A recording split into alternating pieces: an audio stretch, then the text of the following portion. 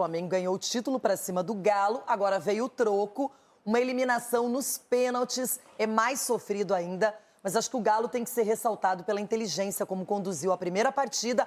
O Flamengo poupou, problema do Flamengo. Fala, massa, saudações alvinegros, que dia bom pra ser Galo. Ser Galo é muito bom, mas hoje que dia pra ser Galo, hein, amigos? Vamos junto, massa, repercutindo aqui com vocês, trazendo um trecho do jogo aberto, repercutindo a classificação do Galo, a eliminação do Tremengo, como é bom ser Galo. Mas já vai deixando o seu like e se inscrevendo no canal, isso é muito importante, o seu apoio, isso nos ajuda bastante, massa. Vamos lá, quero deixar os créditos aqui ao jogo aberto, vamos conferir o que é que a bancada do Eixo tá falando aí da classificação do Galo.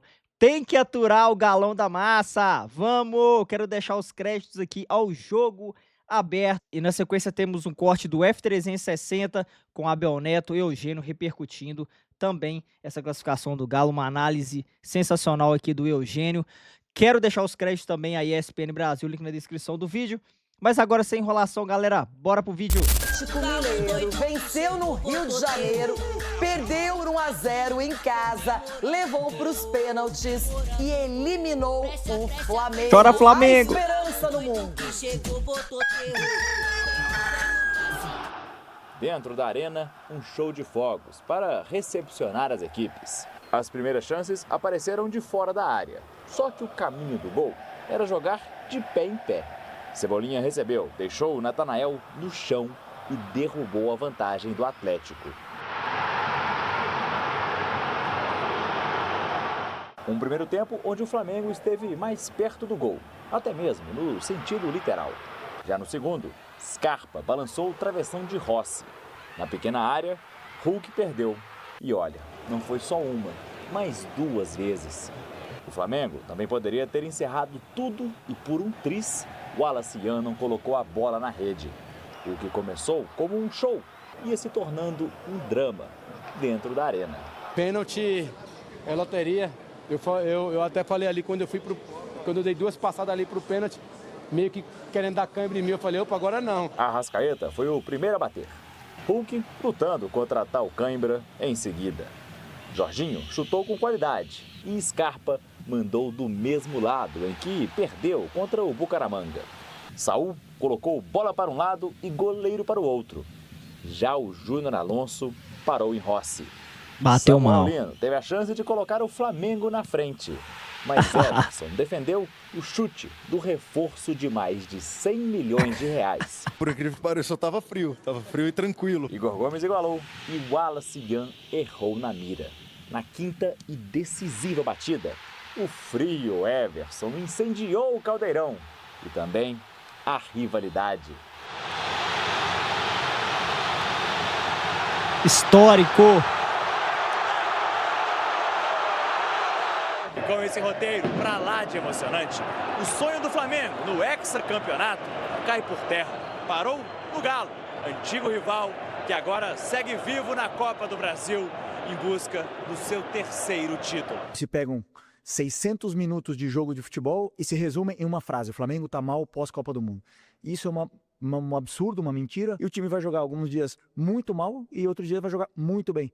O importante é a gente saber realmente, o que eu tento passar para os jogadores, o que está sendo feito dentro do campo, e eles sabem bem. Tivemos uma semana um pouquinho turbulenta, que poderia dar tudo errado e acabou dando tudo certo com essas duas classificações. E espero que daqui para frente, né, o Galo possa ainda chegar mais longe e dar alegria para o torcedor. Olha, a gente estava lembrando da Copa do Brasil do ano passado.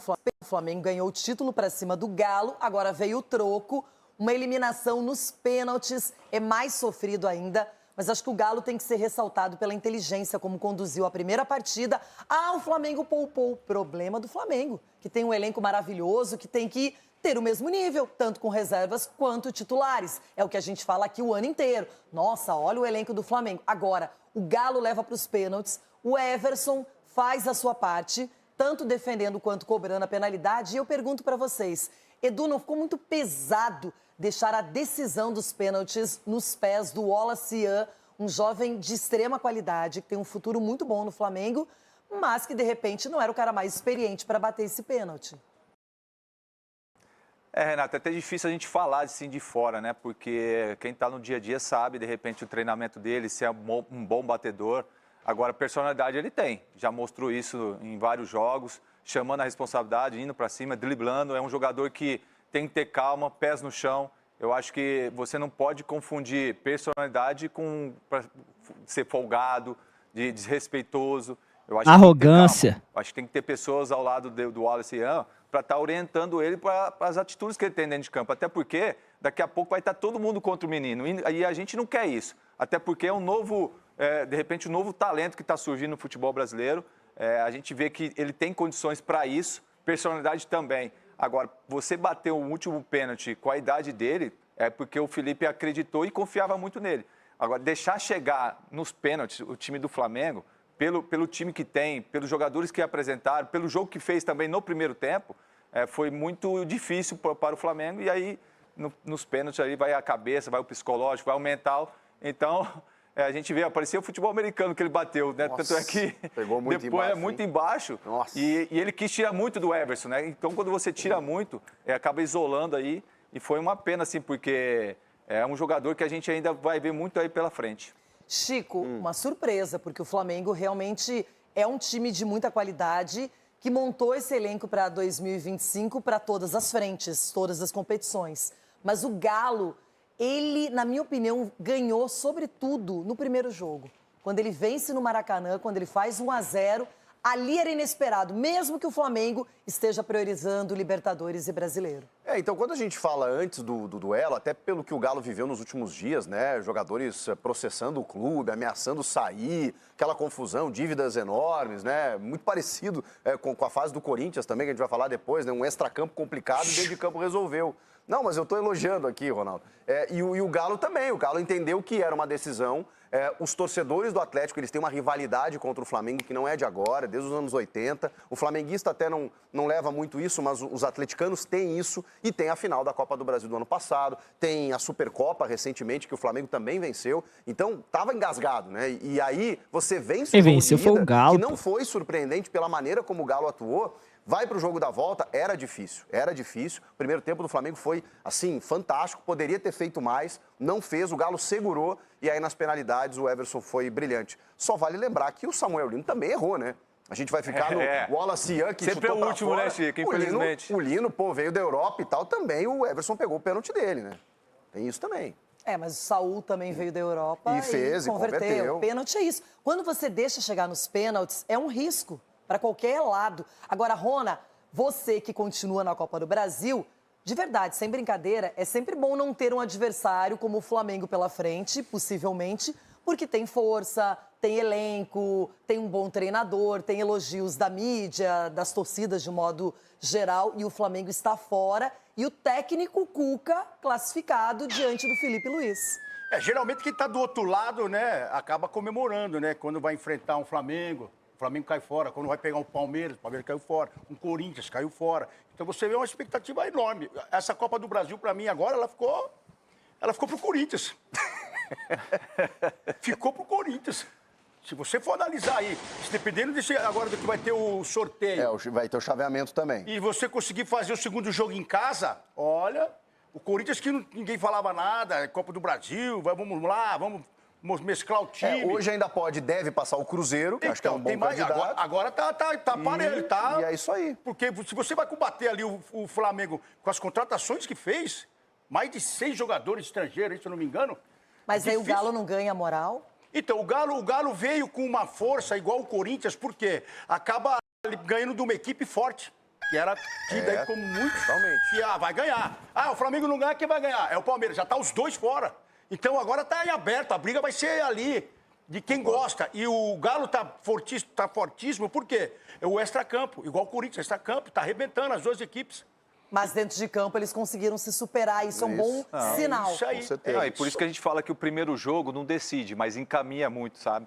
Então o Galo fez um resultado importantíssimo no Maracanã e jogou o segundo jogo mais tranquilo. Agora você imagina se o Atlético teria que sair para o jogo, ter que ganhar do Flamengo. Seria muito mais difícil. Edu, é exatamente isso. Quando você ganha na casa do adversário, você ganha vantagem, moral, confiança. Você vai para o segundo jogo com muito mais conforto. Era Atlético Mineiro e Boca Juniors. Que ano foi? Isso provavelmente 2020. 2021. Olha aí. Verdade. Eu lembro que ficou marcado esse jogo com um terço, né? Até hoje ele usa esse terço. Todas as cobranças, ontem ele ia lá, tocava, ajeitava. Eu já virei muito fã do Everson, eu sempre achei ele um baita goleiro. Ano passado ele veio antes da final da Libertadores aqui no Bola da Vez, ele deu uma baita entrevista pra gente, é um cara super legal. E toda a questão que ele já passou, psicológica, de depressão e etc., ele sofre muito com as críticas, é um cara que já foi pegado muito para problemas médicos no ano passado, né, que o afastaram do time por um tempo. E assim, você citou isso, guardadas as proporções no Corinthians, de jogadores que dão a volta por cima. O Everson é um goleiro que tá escrevendo a história dele no Galo, tem tudo para assim ser um dos maiores. Se conquistar mais algum título, né, eu acho que precisa, não tem como, né, para você construir uma grande idolatria, você precisa conquistar títulos, mas ele já conseguiu isso em 21, ídolo, né? Pô, a Libertadores não, o Campeonato Brasileiro. Copa do Brasil em 21. No mesmo ano. Né? Aliás, naquele ano o Galo foi campeão mineiro também, né? Foi tríplice, né? E quase chegou na final da Libertadores, né? Por isso que eu acho que ele é subestimado, Abel. Eu acho que a gente tinha que dar um valorzinho a mais pro Everson, assim, não só para com o Galo, mas no futebol brasileiro. Ele é um dos melhores goleiros que a gente tem. Ele não é ídolo já? Na escada da idolatria, ele abre 25 já nesse patamar. Só que ele subiu mais ainda esse ano. Outro dia, quando ganhou do Bucaramanga, eu coloquei lá na minha rede social, São Everson. Aí algumas pessoas elogiaram, teve um cara que colocou assim, calma. Aí ontem eu botei de novo, São Everson, de novo. Vê se agora o cara aceita, né, o São Everson. Agora, Bel, brilhante o Everson. Eu queria falar sobre o jogo como um todo, de Flamengo e de Atlético. Por favor. O Flamengo foi melhor no primeiro tempo, no segundo tempo o Atlético cresceu, melhorou, foi para dentro, foi um jogo equilibrado no segundo tempo e foi um jogo bem jogado. Sim. Eu acho que antes de mais nada, legal mesmo. Tem que valorizar a qualidade do futebol praticado ontem por Flamengo e Atlético, com toda a intensidade que esse jogo exige, por algumas jogadas um pouco mais ríspidas, mas jogaram bola, Bel. Eu acho que isso é fundamental. Não? Sim, concordo. Por favor, quero te cumprimentar. Isso é reflexo, na minha visão, da maneira que pensam futebol os dois técnicos. Sim. O Cuca sempre foi assim, ganhando ou perdendo. Bola. O Cuca, antes de ganhar o primeiro grande título, que se eu não me engano foi a Libertadores de 2013 pelo Galo... E ontem arrumou o time no intervalo. O Cuca já tinha feito bons trabalhos no Goiás, no São Paulo, mas não tinha sido campeão. Ele fez bom trabalho no Santos. Ele montou o São Paulo campeão do mundo, né? Sim, é verdade. De 2005. É verdade. Quando ele levou para o São Paulo jogadores que tinham jogado bem no Goiás, como o Fabão, como o Josué e outros. Danilo. Lembra disso? É fato isso. Ele ajudou a formar o time do São Paulo, que foi campeão, não na mão dele, mas foi campeão do mundo. E depois fez bom trabalho no Botafogo, para quem não lembra, o Cuca. E no Galo, entrou para a história no Galo. No Palmeiras também, né? No Palmeiras entrou para a história, foi campeão brasileiro em 2016. 16, Cuca-Bol. Não é verdade? Cuca-Bol. É um técnico que faz os times dele jogar futebol. O Felipe Luiz, muito mais novo, também me passa essa impressão. Sim, claro. Vocês concordam? Não abre mão de. Dúvidas. É isso. Felipe Luiz não abre mão de jogar, seja em qualquer circunstância. Já falou assim, não existe ficar jogando em bloco baixo, não. Dentro do Flamengo dele, ele vai para dentro o tempo todo. Mas fale mais, eu gostei do assunto que você puxou. Onde que você viu? O que, você trouxe números? O bloquinho não veio hoje? Não, o bloquinho não veio, porque eu postei ontem até nas minhas redes sociais, Abel. Então manda. E vou trazer aqui. O Flamengo ontem teve, somando 43 minutos de posse de bola. O Atlético, se não me engano, 23. O Flamengo teve mais posse de bola. Minutos de posse de bola. Tá. Somando, vai dar 71. Agora não sei os números exatos, mas dá 71 minutos de posse de bola rolando. É muito acima da média do Campeonato Brasileiro, por exemplo. Porque teve jogo. Exato. O jogo teve 97 minutos, somando os dois tempos, deu mais ou menos 73% de bola em jogo. Então, é merecedor de aplauso. No brasileiro, a gente tem, às vezes, menos de 50% do tempo de bola. Tem muita falta, muita paralisação, muito isso. Demora para bater tiro de meta, cera e tal. Ontem não teve isso. Seria legal até comparar com os números que nós vamos falar futuramente de Atlético Paranaense e São Paulo. Foi um jogo picotadaço. E eu enxergo também muitas semelhanças entre Flamengo e Galo e Furacão e São Paulo, que a gente vai falar mais tarde, que na Copa do Brasil a gente precisa analisar 180 minutos. São não apenas o confronto... O Galo ganhou o jogo no Maracanã. O Galo ganhou no Maracanã, cara. E com merecimento, né? Com merecimento, assim. E aí a gente também não vai poder criticar tanto o Flamengo do Felipe, que chega para levar esse jogo a sério, com o time ideal, e vence o Galo fora de casa também. Mas já existiu um placar construído no Maracanã por 1-0, que vocês lembraram da bela pressionada que o Rony deu para o gol do Coelho. O Galo já conseguiu ali um resultado extraordinário, e pegar o Flamengo é difícil, tanto que perderam ontem. Mas aí nos pênaltis, amigo, E eu enfatizei tem um belo goleiro. Quando o Eugênio trouxe que E o houve... Rossi também é muito bom nos Também pênaltis. é um baita pegador. Quando o Eugênio trouxe aqui que ele gostou porque houve futebol, e eu falei dos técnicos, que isso retrata o que são os técnicos, os elencos também. Tem bons jogadores nos dois. Sim. Concorda ou discorda? O Atlético tem um elenco mais curto, tanto que a reposição era fundamental, a contratação, por exemplo, do Alexander, ainda mais depois da saída do Rubens. Mas tem um time muito forte e que estava abaixo. Se perdesse ontem, se fosse eliminado, a corneta maior acho que ia ser em cima do Natanael. Que acabou não indo bem, né, no lance do gol e tudo mais. E, assim, eu vejo muitas semelhanças nas classificações do Corinthians e do Atlético. Porque você pega dois times com problemas externos, o Atlético com todo o atraso de salário, toda a cobrança em relação aos jogadores do que aconteceu, especialmente em cima do Rony e do Scarpa. Então tinha toda essa carga, o Corinthians, não da torcida com os jogadores, mas por tudo que envolve a situação, a gente está falando da votação do impeachment agora nos próximos dias, de trabalhos que não estavam decolando, tanto do Cuca quanto do Dorival, acho que eram questionáveis. E pegando dois dos principais favoritos, os times que têm sido hegemônicos no futebol nacional. Então, assim, acho que tem muitos traços semelhantes na classificação tanto do Corinthians. Lógico, do Corinthians, o Atlético tem tido uma rivalidade muito grande, né, com o Flamengo, mas nem se compara uma rivalidade de Corinthians e Palmeiras. Então, acho que acaba sendo muito similar, porque aí impacta muito na temporada. E no caso do Atlético, fortalece no mata-mata e para um time que no potencial, para mim, é a prateleira mais alta da Sul-Americana. Então, assim, você está falando de um Precisa jogar, né? Precisa Porque jogar. até agora não apresentou o futebol, tanto foi na pro fase playoff, de grupos. exato. Era num grupo que era para ter sido líder com deveria ter sobrado agora, né? Então, assim, ele ganha uma casca pensando não só na Copa do Brasil, mas na Sul-Americana. A dúvida é mesclar todas as competições. Tem um time forte, mas ainda com algumas lacunas no elenco. É isso, massa. Os comentaristas aqui também. Lembrando, né, que temos a Sul-Americana, o Galo entra fortíssimo nessa competição para buscar aí esse título, né? Então, um título aí que dá uma vaga direta para Libertadores, então pode ser aí um caminho mais fácil para o Galo retornar a Libertadores, né? Que, cara, você ficar sem disputar a Libertadores, você diminui receita, aí, consequentemente, o investimento no futebol diminui, então é bem complicado. O Galo tem que voltar urgentemente para a Libertadores, que é o lugar, que é o seu lugar, Galão. Temos que disputar a Liberta. E galera, notícia boa, o Pix vai cair na conta. Galo elimina o Flamengo e garante premiação milionária. Veja o valor acumulado. Vamos dar uma olhada aqui. O clube também soma prêmios da Sul-Americana na temporada. Então, finanças aí, notícia importante aí para o fluxo de caixa do nosso Galão. O Atlético Mineiro eliminou o Flamengo na Copa do Brasil e nos pênaltis garantiu mais uma quantia milionária de premiação na temporada. A vaga nas quartas valem R$ 4.740.750 ao Alvinegro. Então rendeu muitos milhões ao cofre aí atleticano.